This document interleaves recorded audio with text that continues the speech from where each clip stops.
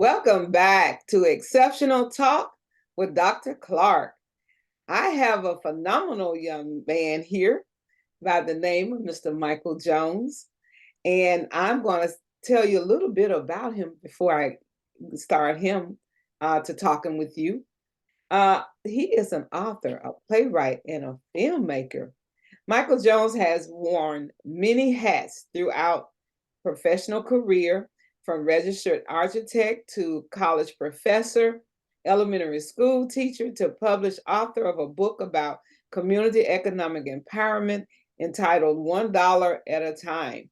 Each position has allowed him the opportunity to influence the community at large, but none have been as rewarding as the role he's currently playing as a writer, director, and producer of 3 gospel touring stage plays, Never Again, 40 Acres, and Who Stole the Mule. When God calls, will you answer?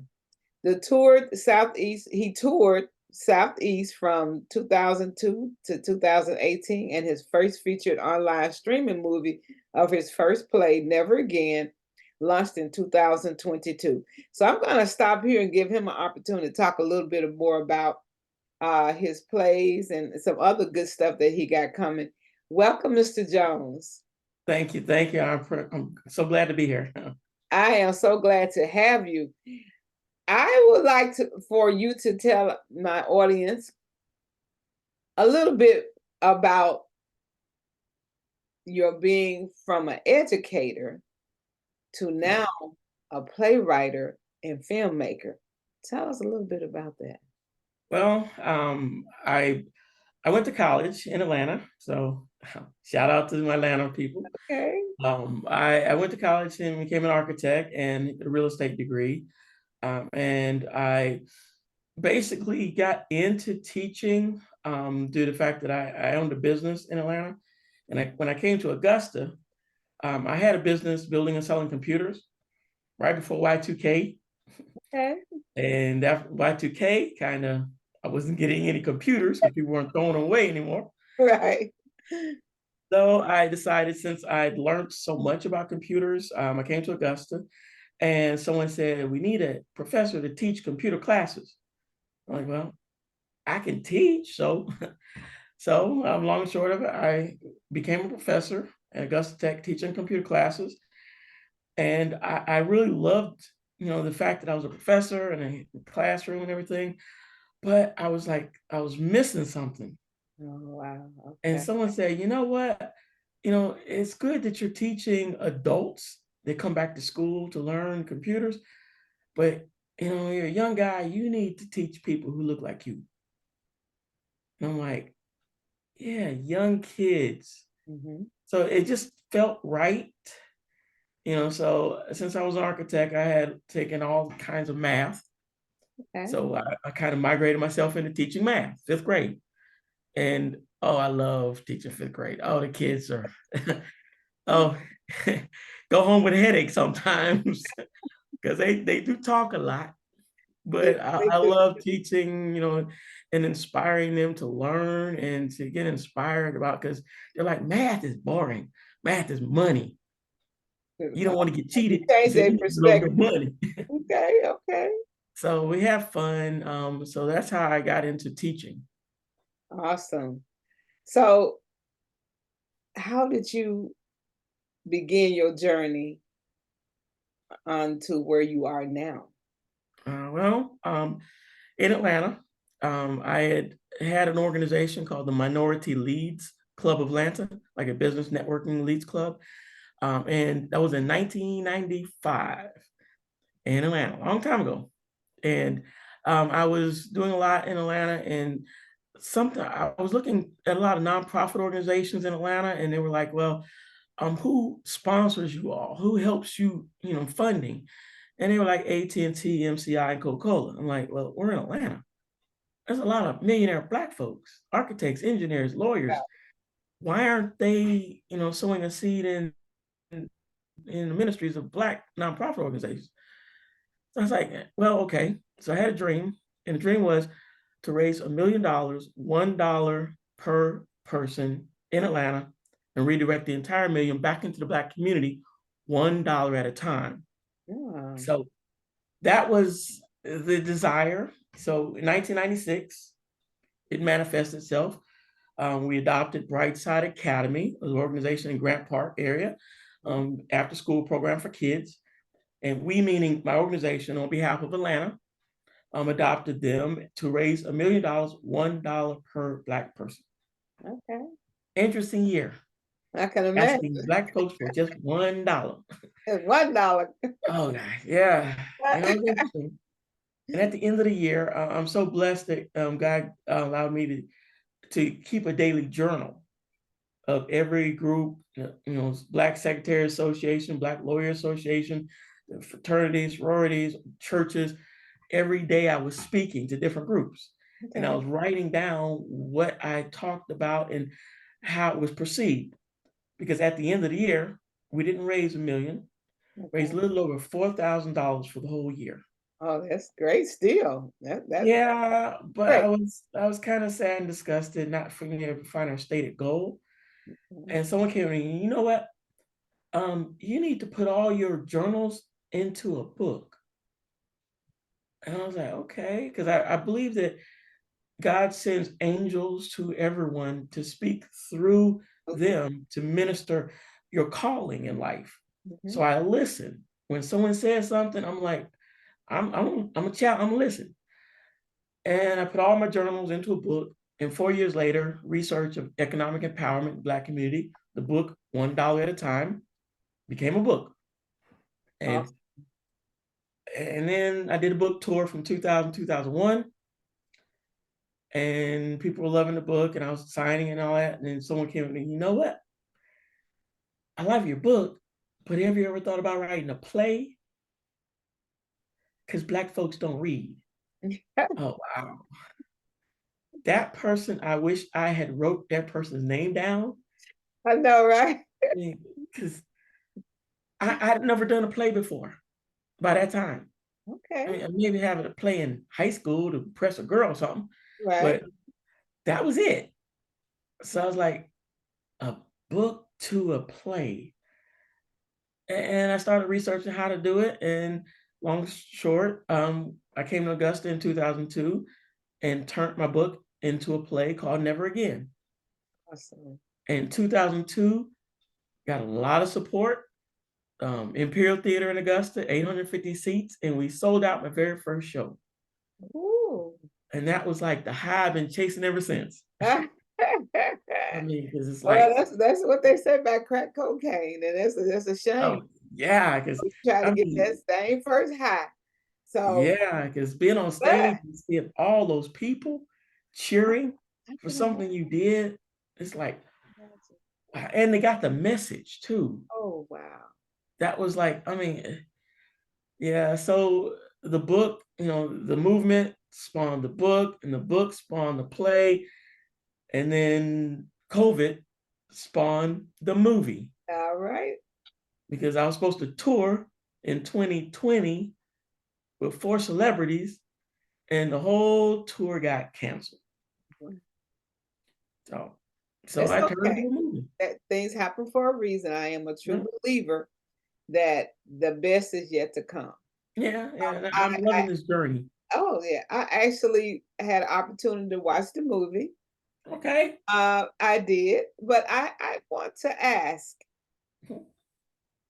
what's the most the what made you decide to have it spun between the grandmother and the grandson? Well, primarily, I grew up with grandma. Um, and we're military kids, so I mean, I went to Minneapolis where my grandmother lived on summers, and Yeah. she was like big mama.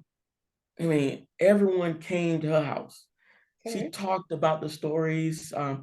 I love going there, and that was something I grew up with that I wanted to pass on. So Okay. basically, she's my grandma, and I'm the 12-year-old little boy. Awesome. Okay. You Okay. know, Makes and sense. if you notice in the movie, everyone is related to everyone Yeah. because Jonathan his his four greats grandfather was slave Jacob that got with slave Mary. Right. So slave Jacob and Mary was his great grandparents Mhm. way back when. And the Negro Baseball League, that was the great. And going into the military scene, that was two greats. Right. So and then going up, and so that's why the character was the same character. If you notice, the same person Right. played Playing throughout different time. roles. Yeah. Yeah, because that was the same, you know, grandparent. Right. So I wanted to keep the story, tight where it was a family story. And I like the fact that you you took the past and brought it to the present Yeah, so that a lot of the children of the now yeah, can have a better understanding of what our ancestors went through, because that the book does not, in our schools does not depict a lot of what really happened. It yeah. kind of blurs the lines, if you know what I mean, when they tell the story about slavery. But for Hmm. you to have an opportunity to tell it like it really was, and to have children become aware of what it is, because it will help. And I think for me watching that, I feel like it will help children have a greater appreciation Yeah, where they are now, because they don't know the struggle. yeah, They true, don't true. know any struggle, they Mhm. because they have it all the opportunities and everything is here for them. So what was your mindset when you started that part? Well, like I said, Never Again was a timeline. I wanted to tell the power. Our power lies in knowing who we are as African people. Once we know who we are, we can love ourselves, and then we can take care of home first.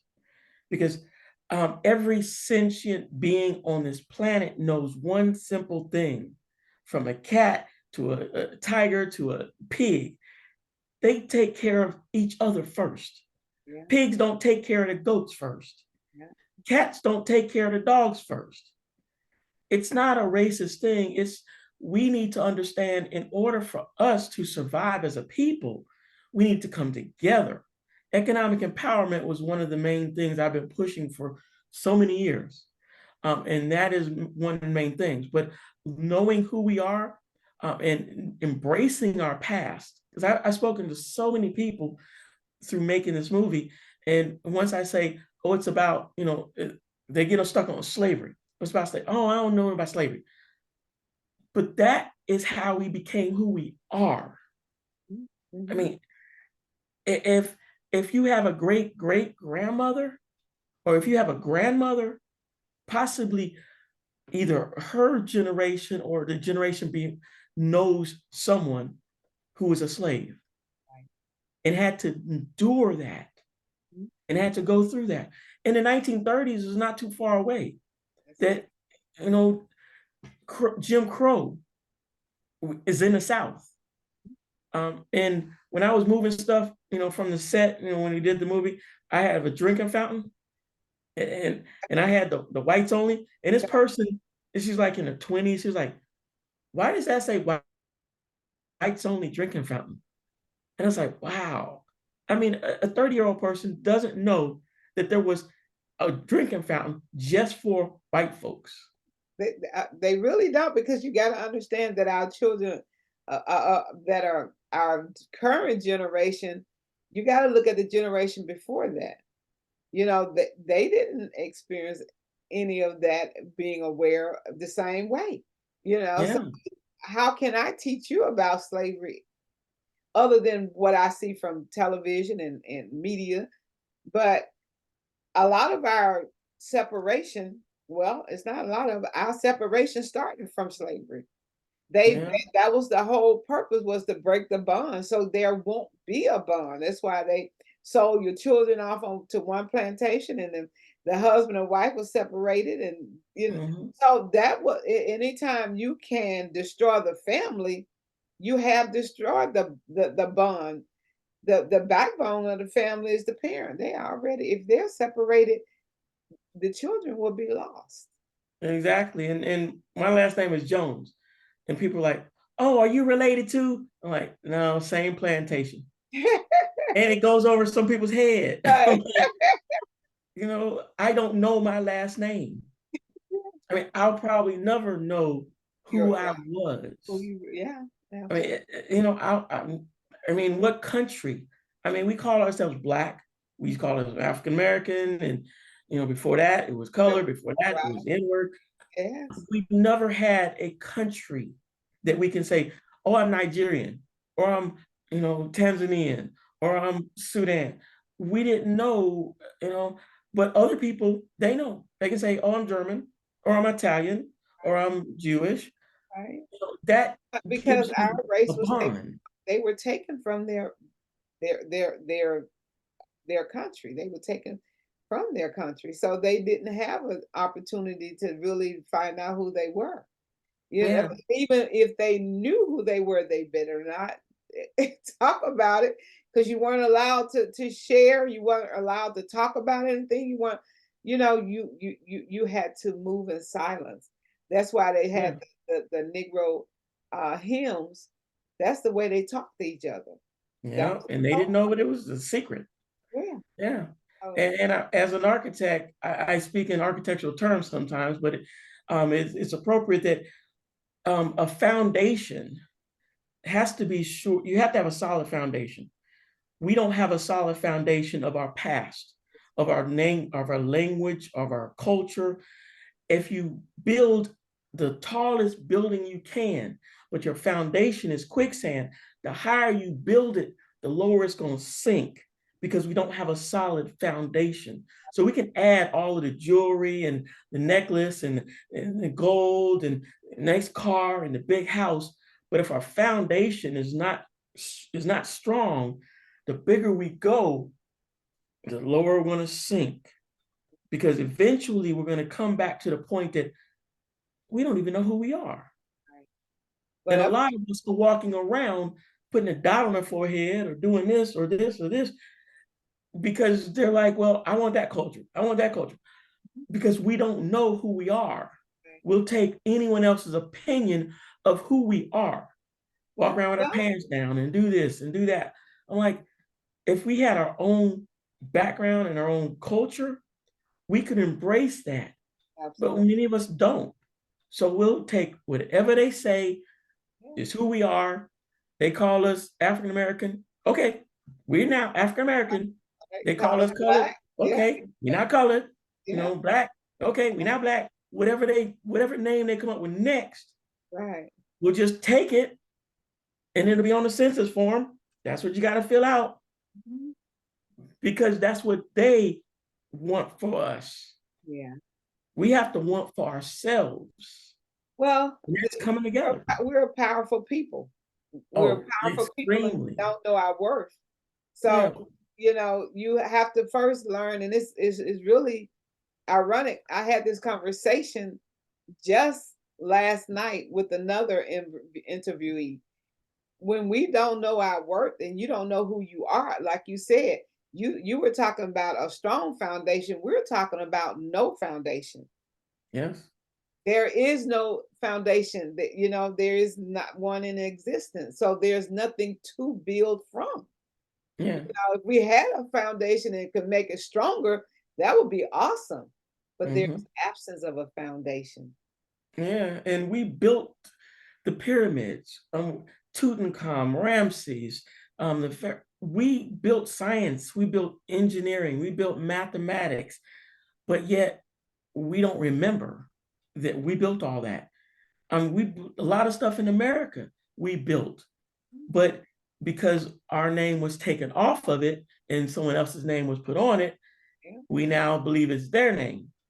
But who knows? We might have built the wheel.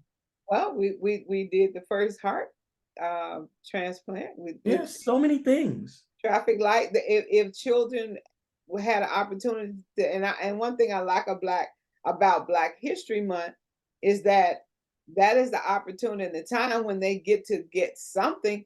But Yeah. today I went to the airport for a Black History Month program, and Mhm. we had some of our first Black pilots Wow. that are now, that are helping and giving back and trying to give our young Black men and women an opportunity that they have now experienced. But so what is so sad about it is that some of the students that were there, they were this, or they were on their phones. Yeah. They had no clue. And Yeah. that And a is lot of it's from a lot of it comes from home, and technology is, that's a whole nother topic. yeah, that is a whole that's for another Yeah. show. Well, I do want to thank you. I want you to talk about your gospel. We've talked about the book, we've Yes. talked about the play. Now talk about your gospel fest. Okay. Well, I created this event actually in 2005. Since I was touring, about 20 years now, with gospel stage plays throughout the Southeast, I was thinking I wanted to do something to give back to the primary people who've been supporting my gospel plays, coming to the plays. And um, so I was like, well, I can't give all of the churches $500. You're You right. know, I'd be broke. Yeah. So I was like, well, I looked around and I saw gospel choir competitions all over the United States and other countries, and choirs travel and go place. I was like, that's a good thing. There's nothing in this area, you know, for that. So I was like, well, okay, I'm gonna do it. And I started it in 2005. We did the first one and it was successful, but then I got touring with stage plays, got back to it in, I think 2007, I did it. And then in 2019, we did it. And we just did 2020, well, no, 2020, March 8th of 2020, the day before the world ended. Right. We didn't know nothing about COVID. We had 10 choirs on stage. One choir had 30 people. I Wow. mean, they were rocking, they were singing. I mean, we had like 300 people in there and like 25 vendors. It was big. And the next day, everything shut down. So we're Yeah. getting back to it now, 4 years later, Okay. 2024. Okay. We'll be doing it March 23rd in Augusta. And I'm inviting we still need about two more gospel groups or choirs or praise teams. It could Okay. be three people or more. We've got drums on stage, keyboard, and all that. They can use a thumb drive, MP3, or whatever CD. We make it real, and there's no registration fee. Awesome. Nothing. Yeah, and I'm giving $500 to the highest praise choir or gospel group, and we added a recording session, so they can get a free recording session um, from one of the judges that's there. So we're really I'm excited since we're back to getting it going now, and hopefully we'll be able to continue doing it every year. So we're back. All right now. Guys, you all heard it here. Let me ask you one more question. Now, what would you say to yourself, a reflection about from where you were to where you are now? What would you say to Mr. Jones? Keep listening to angels. And I don't know where they're going to guide me next, but I'm looking and I'm paying attention to people who see something in me that I haven't seen. And like I said, I've gone from writing a book to a stage play to movie, um, and gospel choir fest, and I do a health fair in October also. So those are things that I really enjoy doing. But what's next? I'm doing 40 Acres, Who Stole the Mule? Because I forgot, someone mentioned that to me. They Okay. said, I like your movie, But you know what's really going good is series. People like to binge. Yeah, they do. So I'm I taking love 40. series. Yep. I like them myself. So I actually sat down about 2, 3 months ago and turned 40 Acres Who Stole the Mule into a 5 episode series. That's what I'm talking about. So I got 5 episodes ready to start filming. So probably April or May, I'm gonna start, casting. I'm looking for actors. Okay. Put you on stage now. Come Okay, on. now, all right, don't start that now. I'm looking for actors, I'll definitely be there. extras. Yeah, we're gonna need a lot of people because there's 5 episodes. Okay. And I've written each episode is about 45 to 50 minutes long. So I'm really excited that that's my next project because they said people like to binge. Do. And one good thing about it, the reason why I enjoy series, because when I get off work and I really want to relax, I don't have to take the remote and try to find something to look at Yeah, just keep going. of what I saw, earlier. So it keeps my interest, because Yeah, I want to see what else is going to happen. It's almost like soap opera. It's no different. yeah, yeah, It's just a different name. It's yeah. the same concept. So I tell you, if I could sum you up, I would put that you pay it forward. And I heard your interview with another young lady just recently that you shared with me. Thank you for that. And that's exactly, I agree with you. You said, I feel like I pay it forward. And I agree with you because in listening to your story and all the things that you do for others, and that's what I strive to do. And the reason why I do the podcast and my talk show is because everybody got a story. Hmm. And the most important thing about it is that you can tell a story that's going to reach somebody else and it can change their lives. Yeah, And if we can do that as often as possible, that's our goal, is to really, really help and support somebody else. And I enjoy the fact that I've met you. I am looking forward to the collaboration. I'm also looking forward to be the actor now. there you go. But I really, really do want to have more conversations with you, because as you continue to do things, I would like for you to come back onto the show. Let me know where you are and Okay. what is your next move. I know you have the series, and I know your mind, and I can see you are the kind of person that you don't focus long on one thing. What has your mind been wondering about? Oh, wow. Like I said, coming back off of COVID, I'm kind of rebuilding myself because I was kind of shut down for a number because of course the entertainment industry took a hit. Absolutely. So but I was blessed that I was able to film the movie from 2020 to 2022. All the actors had to stick a swab at their nose every Right, Saturday, every right. Thursday and Friday, so we can film on Saturdays.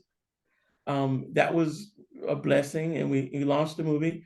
So um, I want to continue and growing with this Gospel Choir Fest every year. Um, we were just giving 500, now giving 500 plus free recording studio time. I would hopefully next time be able to give 1,000 away. So that will happen every year in March. And in July, I actually teach my 2-week acting summer camp for kids. Okay. So that's going to be starting back up again. Last time we did that was 2019, and we haven't done it since. But I'm looking to plan that, teaching acting for kids, a 2-week summer camp. Okay. And then in December, I do my health fair to raise awareness about the early detection of cancer. And that's Awesome. actually one of the biggest because my mother is a 20-year breast cancer survivor, had 3 heart attacks, diabetes, arthritis, bursitis, Oh my God. but she's in great You're health here. because my father was military. Okay. So she's got great health I was insurance. fine. Yeah. Okay. Yeah. but other people don't. So I created this health fair to help other people have the benefits of early detection. So we had like 70 Educated. vendors. Yeah. We did it October 7th of last year. Okay. And we had like 70 vendors, 5 food trucks, My 11 goodness. classrooms, 12 artists performing every 30 minutes on stage. So it was huge. And I can see it's going to be bigger. The more Yeah, and that's what I'm looking at, you know. awareness becomes, and if you did all that in Augusta, can you imagine if you did something like that here in Atlanta? Oh yeah, I know. Yeah. But my Thing. mom is here in Augusta, so I got to be next to her. I go over there every day and take the trash out, check the mail. Yeah, so we're gonna be looking forward to the next. And Well, she wants to watch the interview. absolutely. Yes. So I just want to say thank you. I don't want to keep, I want to stay within my time frame that I promised. But I just want to say to you, keep doing what you're doing, sir, because you are really serving the community. And that's what it's all about. It's all about not what all can I get, but what can I do for others. And it Exactly. makes you so much. I'm telling you, the more I do for others, the more I'm blessed. So I know how it is for you. And those angels, they just gonna keep coming because they are there for that. And you're in your ministry, you're in your calling. Awesome job. Well, thank you. All right, guys, you all heard it here with Mr. Michael Jones. You don't want to miss his movie. You don't want to miss his plays. You definitely don't want to miss the Gospel Fest. I'm planning on definitely being there in March, so you need to be there too. All Thank you. right. Exceptional Talk with Dr. Clark. See you later.